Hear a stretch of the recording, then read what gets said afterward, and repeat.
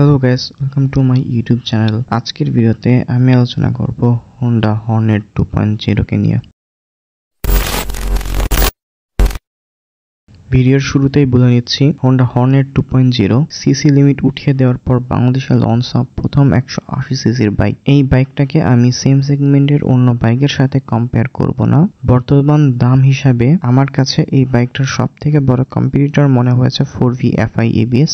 আমি বাইকের রিভিউতে কিছু ক্ষেত্রে 4Vর সাথে কম্পেয়ার করব। প্রথমে বলতে হচ্ছে বাইকটার ইঞ্জিন পারফরমেন্স। বাইকটাতে ব্যবহার করা হয়েছে একটা 84.40 CC single cylinder 4 stock air cool FI engine. এই ইঞ্জিনটা ম্যাক্স পাওয়ার প্রডিউস করে 17.2 bhp 8500 rpm এবং ম্যাক্স টর্ক প্রডিউস করে 15.9 নিউটন মিটার এট 6000 rpm। বাইকটাতে 5 স্পিড ট্রান্সমিশন ব্যবহার করা হয়েছে।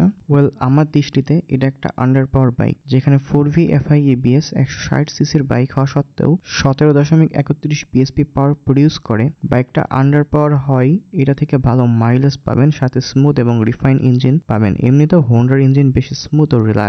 বাইকটা থেকে টপ স্পিড 140 কিমি পাবেন। ইউটিউবে বেশ কয়েকটা ভিডিওতে দেখলাম যেখানে ড্রাগ রেসে বাইকটা এগিয়ে থাকলেও টপ এন্ডে 4V এগিয়ে থাকছে। যারা ভাবছেন এটা 180 সিসির বাইক 180 টপ স্পিড উঠবে, তাদের জন্য এখানে 2 বালতি সমবেদনা। যাই হোক, বাইকটার ডিজাইন বেশ সুন্দর আমার কাছে লেগেছে। আপনাদের কাছে কেমন লাগে কমেন্ট করে বলতে পারেন। হোন্ডা ক্লেম করছে এই বাইকটা থেকে 55 কিমি মাইলেজ পাওয়া যাবে পার লিটারে। ইঞ্জিনটা যেহেতু আন্ডার পাওয়ার, এরকম মাইলেজ পাওয়া যেতে পারে, তবে ধরে রাখা ভালো 40 থেকে 45 কিমি মাইলেজ এই বাইকটা অনায়াসেই দিয়ে দিবে। বাইকের কন্ট্রোলিং বেশ ভালো। বাইকের সামনে USD ফগ ব্যবহার করা হয়েছে, যা সোয়া ব্র্যান্ডের, যা এই বাইকটার প্রিমিয়ামনেসটাকে আরো অনেকটা বাড়িয়ে দিয়েছে। এবং পেছনে মনোশক ব্যবহার করা হয়েছে। বাইকের সামনের জায়গায় 100/10 এবং পেছনের জায়গায় 140/70 সেকশনের টায়ার ব্যবহার করা হয়েছে, যা টিউবলেস। ফলে বাইকটা থেকে বেশ ভালো একটা ব্যালেন্সিং এবং কন্ট্রোলিং পাবেন। বাইক নিয়ে কর্নার করেও বেশ মজা পাবেন। বাইকের সামনে LED হেডল্যাম্প ব্যবহার করা হয়েছে। ডিজাইনটা বেশ সুন্দর, আগের হর্নেট থেকে বেশি সুন্দর লাগছে আমার কাছে এই ডিজাইনটা। টেল ল্যাম্পের ডিজাইনটা আগের মতনই রয়েছে। বাইকটাতে ব্যবহার করা হয়েছে ফুললি ডিজিটাল মিটার। আপনি এখানে সকল ধরনের ইনফরমেশন পাবেন।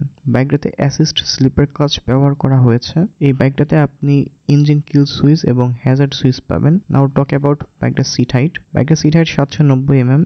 ফলে 5 ফিট 4 ইঞ্চি হাইটের ব্যক্তিরাও খুব সহজে বাইকটা চালাতে পারবেন। এবং বাইকের ওজন 142 কেজি। বাইকটাতে ব্যবহার করা হয়েছে 12 লিটারের ফুয়েল ট্যাঙ্ক। এখন বলি বাইকের ব্রেক নিয়ে। বাইকের সামনে 276 mm এর ডিস্ক ব্রেক এবং পেছনে 220 mm এর ডিস্ক ব্রেক ব্যবহার করা হয়েছে, সাথে থাকছে সিঙ্গেল চ্যানেল ABS। বাইকের সামনে ও পেছনের চাকায় নিশিনের ক্যালিপার ব্যবহার করা হয়েছে। বাইকের চাকা মোটা হয়, খুব সুন্দর ব্রেকিং ফিডব্যাক পাওয়া যায়। অ্যাজ ইউ ক্যান সি, বাইকটাতে স্পিড সিট ব্যবহার করা হয়েছে। বাইকটা চালিয়ে বেশ আরাম পাওয়া যায়, কেননা বাইকের সিট বেশ কমফোর্টেবল এবং আপরাইট পজিশনে। Now talk about should you buy this bike. আমি বলবো পছন্দ হলে নিতে পারেন। একে তো হোন্ডার বাইক, ইঞ্জিন বেশ স্মুথ এবং রিলায়েবল, রিসেল ভ্যালু ভালো পাবেন এবং পার্টস নিয়ে ঝামেলা হবে না। প্রথম দিকে হতে পারে, কিন্তু পার্টস নিয়ে খুব একটা প্যারা খাবেন না, যদিও পার্টসের দাম বেশি হবে। বাইকটা লঞ্চ হওয়ার আগে সোশ্যাল মিডিয়াতে বেশ মাতামাতি হয়েছে। অনেকে ধারণা করেছিলেন 180 সিসির বাইক জাপানিজ কোম্পানির 180 টপ স্পিড উঠবে। তার জন্য আমি ভিডিওর শুরুতেই 4Vর সাথে কম্পেয়ার করলাম। আজকের ভিডিওটা এখানেই শেষ করছি। যদি ভিডিওটা ভালো লেগে থাকে তাহলে লাইক দিবেন, সাবস্ক্রাইব করবেন এবং আরো বাইক রিভিউ এবং রাইডিং টিপস পাওয়ার জন্য বেল আইকনে ক্লিক করবেন। আপনার মতামত আমাদেরকে জানান যে হর্নেট 2.0 সম্পর্কে আপনি কি মনে করছেন, বা কোন বাইক পরবর্তী সময়ে দেখতে চান। এবং বরাবরের মতন drive safely and keep watching zero gears. Till then, bye by.